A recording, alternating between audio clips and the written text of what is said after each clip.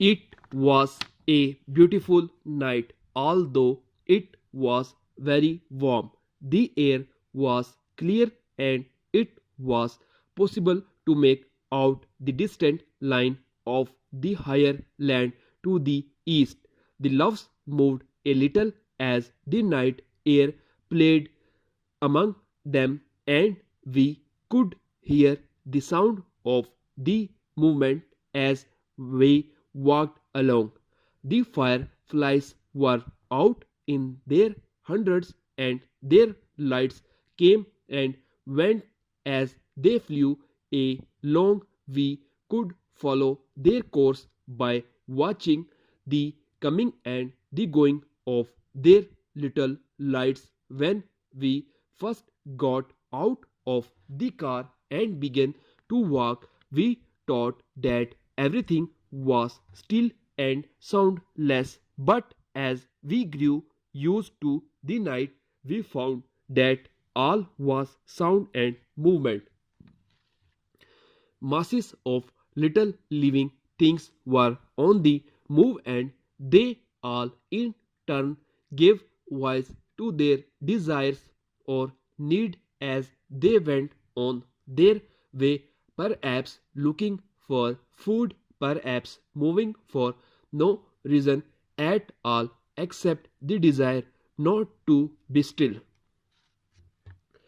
It was dangerous, people said, to walk about after night had fallen. Animals were out under cover of the night and would not be seen until it was too late. The great water loving animals who kept in the water by day came on land at night, and with their great heavy bodies they could overturn a car, they could run too, and it would be very difficult for men or women to move quickly enough to get out of their way once they charged.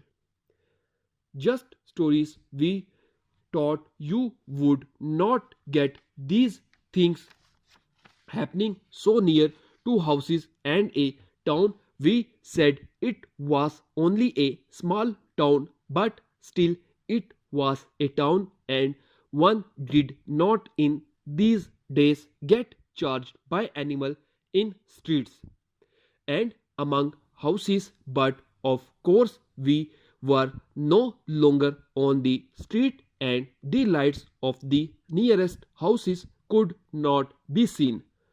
The only lights we saw were the little ones of the fireflies as they went on their way for the purposes known only to themselves. It was the kind of night on which anything could happen, for not often in life are nights quite so perfect, quite so cut off from all that is real and earthly. We made our way little by little to the water. At least we came into the open, and there in front of us was a nightly inland sea, a piece of water 200 miles and more across. The water was still and was touched by little points of light, copied from the millions of wild bodies over our heads. They looked so near in that clear night that we had to feeling that we could touch them if we sailed on the waters.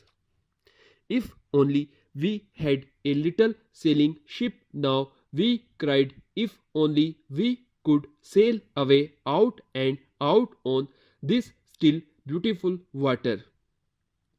If we sailed away now, said one, I am sure we could never come back. That water is not of this world, I am sure, and when daylight came we should find ourselves in the great unknown.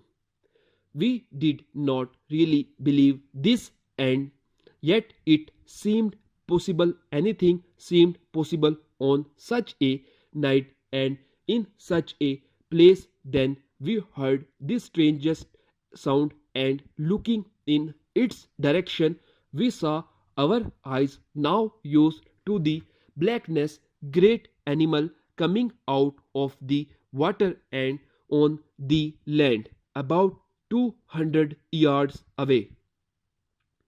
Without speaking, we turned away, trying not to call attention to our movements when we were out of the open and among the undergrowth.